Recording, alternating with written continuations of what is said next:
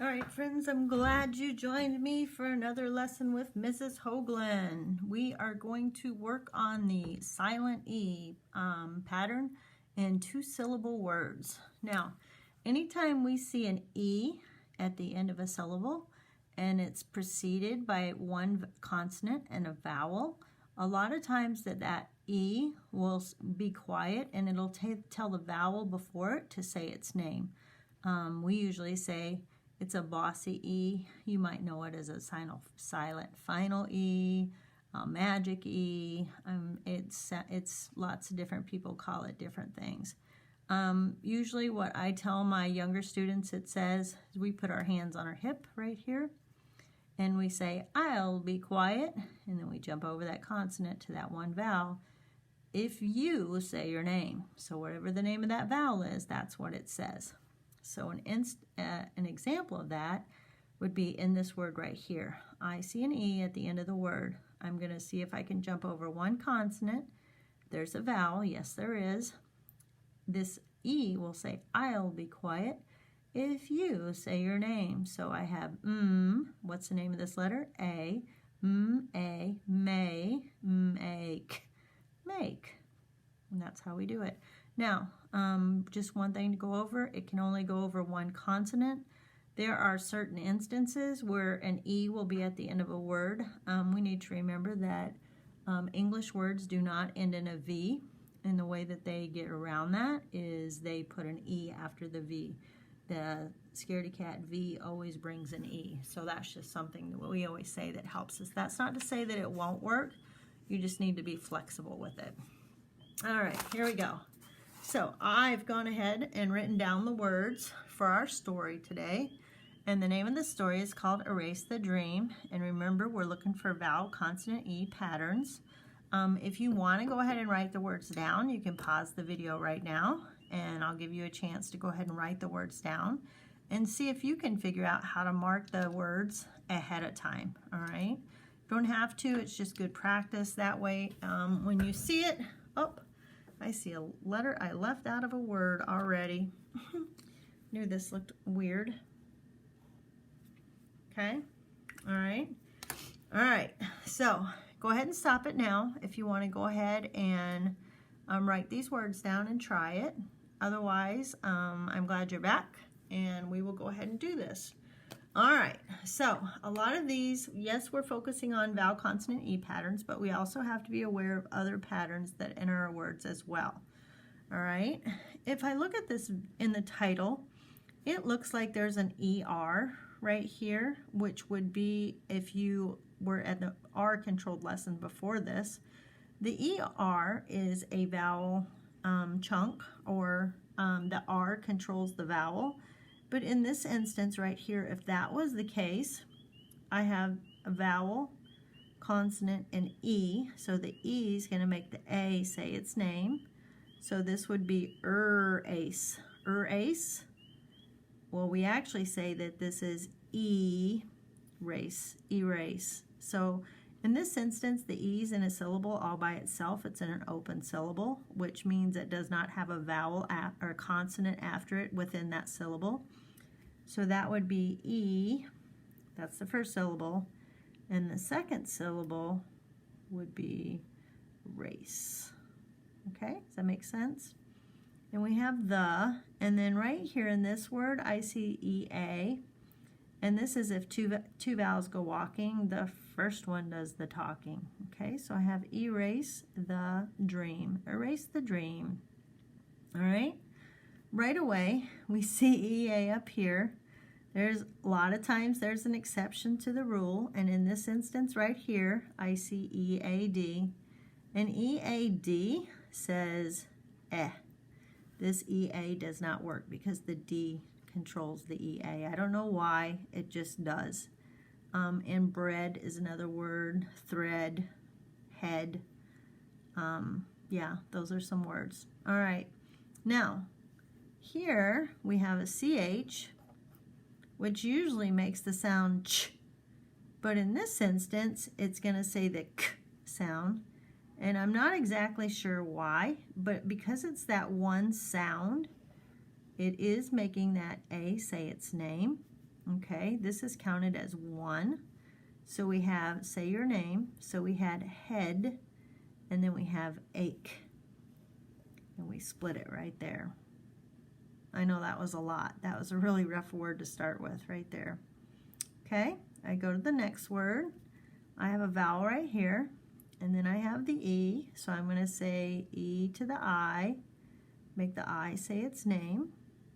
Okay, and then so those two are going to be working together, and I should have did that over here for you too. Those two are working together. And then right here I see another vowel, consonant E. So I'm going to say E to the I again, make it say its long vowel sound. All right, now if I look at this word, it looks like 2 different words in there. Let's try for the first word first. If we look at just this first part of it, we have life, life, time, lifetime. Did you get that? So we would split that. It's a compound word. And some of these words are going to be compound words when you get into the multi-syllable words. All right, the next word, number 3, this is an instance where Y, remember I said Y is mostly a vowel, not sometimes a vowel. Anytime Y is inside of a syllable, doesn't begin the syllable, it does function as a vowel. In this instance, it's at the end of the first syllable, so it is going to make a long I. That's an always thing. It always does that. If it's at the end of the first syllable, it says long I. Now I see an I and an E. E to the I, make the I say its name. They're working together. So I got sky, line, skyline. 2 separate words. Split it in the middle. Here's our vowel for this syllable, and here's our vowel chunk for this syllable right here. This is a bossy E syllable. All right. The next word we have a vowel. It's an E at the beginning. Okay. Then we have another vowel, an A, a consonant, and an E. I see bossy E. I'm going to go E to the A, make the A say its name. I see that word would be ape. Okay. Then I see vowel, consonant, consonant, vowel. I can split it right there. That is ape, escape. Have you ever had to escape something? Escape, escape. Otherwise, it sounds like if you didn't split it there, then it would be an open syllable, and it would be escape, escape. And we don't say escape, we say escape. All right. Word number 5. How'd you do on that one? Good? All right, word number 5. I see an I-G-H, and I know that I-G-H says long I. I know that, okay? Then I see the O and the E. The E to the O, make the O say its name. Put it together. So I have ope, I have rope, and I have tight, rope, tightrope. I've never had to walk on a tightrope before, and I'm actually very thankful because I don't like heights. Okay, tightrope. Would you walk on a tightrope? I'd be curious. Here we go. Next word, number 6, sorry. I have the I, and then I have an A and an E. I'm saying E to the A. Say your name. So I'm going to combine those two. They're going to be in the same syllable. This is ale, hail. Then I have vowel, consonant, consonant, vowel. Split it. So I had hail, right? Here we have a closed syllable, so this is going to be inhale. Inhale is when you breathe in. That's an inhale. Exhale is when you breathe out. This word is inhale. Okay? The next word I have an I, which is a vowel, and then I have vowel, consonant, E. Telling the E to make the I say its name.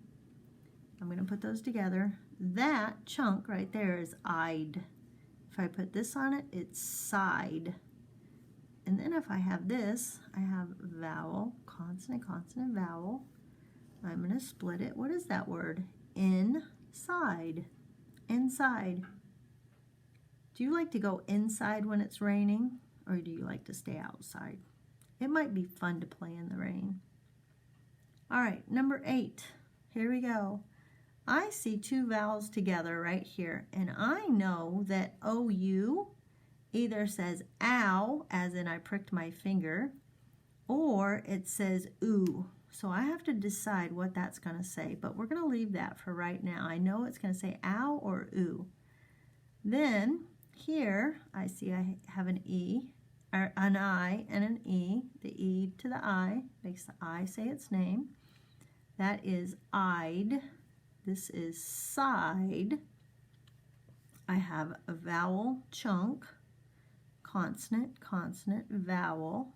Let's split it. I have outside or outside. You're right, it's outside. Outside doesn't make any sense, does it? But we have to learn to be flexible. The OU says ooh and ow. All right, here we go. Number 9, we have an A by itself. Then I have lots of consonants, 3 of them. Then I have an O and an E. E to the O. Make the O say its name. That's going to be obe. This would be robe. Then this would be, oh, I know I can never split TH. I need to leave TH together. So TH either has to stay on this side or has to stay on this side. If I leave it on that side, that word is bath. Robe. Is that a real word? Yes, it is. Bathrobe. Do you have a bathrobe? I bet. I wonder. I like bathrobes. Okay? The next word, I have a vowel at the beginning. Then I have an A, consonant, E again. E to the A. Make it say its name. Ace. Race. Ace. Erase. Are you going to erase your paper? Erase your paper. You're going to erase it. Erase your paper. Erase your paper. Okay? All right. Got it? So let's look at these words one more time. We have headache, lifetime, skyline, escape, tightrope, inhale, inside, outside, bathrobe, and erase. All right, friend, here we go with our story, Erase the Dream. And what I'm going to do is, in this story, they are not going to tell you the words that are single syllable words. We didn't go over those because hopefully we already recognize those in single syllables. But I will highlight them, okay? I will highlight them for you. All right, so I see this word. I see a CE right here. It doesn't go back over because there's 2 consonants there, but it does make the C say the S sound. Okay.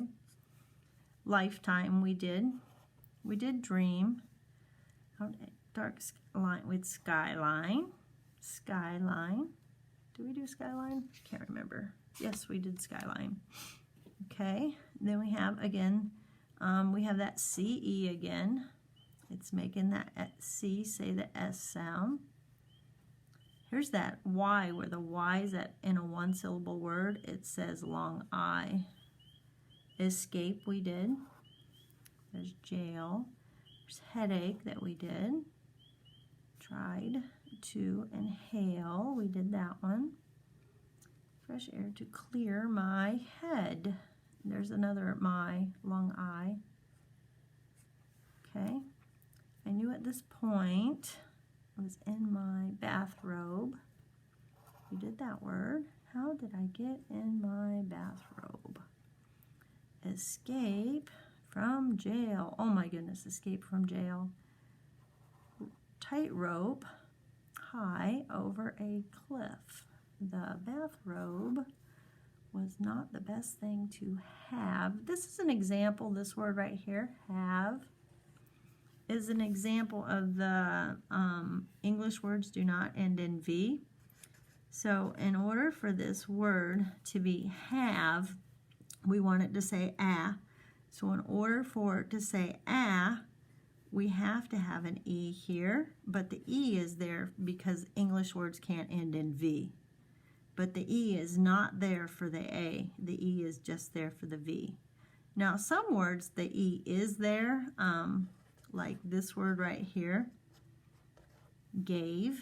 This is an example where the E is there for the V, but it's also telling the A to say its name. So we have an example and a non-example. You just have to be flexible. If it does, this word gav doesn't make sense, and have doesn't make sense. So you just have to be flexible with it. All right, here we go. We have tightrope. Inside. Ooh, here we go right here. Safe is a single syllable word, and place is another single syllable word where the E to the A and the E to the A here, but the E's also making that C, say, S sound. Woke is another word, E to the O. Tightrope. Over the cliff.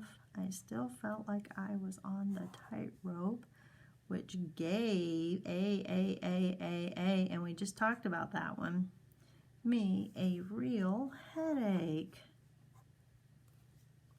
Okay, I was glad, though, that I was inside, safe, E to the A, and sound. Now I could erase the dream about the escape, the dark skyline, and the tightrope over the cliff. The headache would be gone soon too. G-ah, g-ah, g-on. Look at this one right here. It looks like it would be this, but if it's that, then it's gone, and that does not work. So now we're going to, since it doesn't work, we're going to go to the only other sound that O makes is ah, ah, ah, g, ah, gone. Okay, so this is again our flexibility with our words, with our vowel sounds. Soon too. I could erase the whole, right here, O, L, S, the CE. Says the S sound. Well, we're not going to go S. We're just going to say one S, E, N, seen. All right. Now, kind of gone through most of the words in this story that have the bossy E, some that work, some that don't work. You need to be flexible with your vowel sounds, okay, when you see these words. All right, we also have the word erase up here. Now, our goal for that was just to get through it. So now, we're actually going to try to read it. My goal for you is to be able to read to the period, and then once we get to the period, we automatically attack that next sentence. There should be a difference in your voice when you end a sentence. It kind of ends more down unless it's a question, and then your voice ends up. All right, here we go. Erase the dream. This was a once-in-a-lifetime dream. I looked out at a dark skyline and thought about what to do since my escape from jail. I had a bad headache and tried to inhale fresh air to clear my head. I knew at this point that I was in my bathrobe. How did I get in my bathrobe? This was an escape from jail. Then I stood on a tightrope high over a cliff. The bathrobe was not the best thing to have on if I was to stay on that tightrope. I had to get over the cliff and inside to a safe place. When I woke, I thought about that tightrope over the cliff. I still felt like I was on the tightrope, which gave me a real headache. I was glad, though, that I was inside, safe and sound. Now I could erase the dream about the escape, the dark skyline, and the tightrope over the cliff. The headache would be gone soon, too. I could erase the whole scene. All right, now I read that story. I tried to attack the next sentence. This time I'm not going to mark. I'm just going to read it for you. Now, my goal for you is yes, it's okay the first few times you read it, that you aren't as fluent the first time, but as we practice it, we get better, and that's the goal. We always want to make sure that we practice because we want to read like we speak, okay? So the goal is to make sure that you're reading fluently, which means that just like you're telling someone a story, you don't want to be boring when someone's listening to you. All right, here we go. Erase the dream. This was a once-in-a-lifetime dream. I looked out at a dark skyline and thought about what to do since my escape from jail. I had a bad headache and tried to inhale fresh air to clear my head. I knew at this point that I was in my bathrobe. How did I get in my bathrobe? This was an escape from jail. Then I stood on a tightrope high over a cliff. The bathrobe was not the best thing to have on if I was to stay on that tightrope. I had to get over the cliff and inside to a safe place. When I woke, I thought about that tightrope over the cliff. I still felt like I was on the tightrope, which gave me a real headache. I was glad, though, that I was inside, safe and sound. Now I could erase the dream about the escape, the dark skyline, and the tightrope over the cliff. The headache would be gone soon, too. I could erase the whole scene. All right, friends, if you want to practice this, you can pause the video and then you can practice reading it. Again, try to read out loud every day. Try to read to somebody and ask yourself what you read about. You want to understand what you read so you have a purpose for it. Okay? All right. Love you guys lots. Hope you liked the video.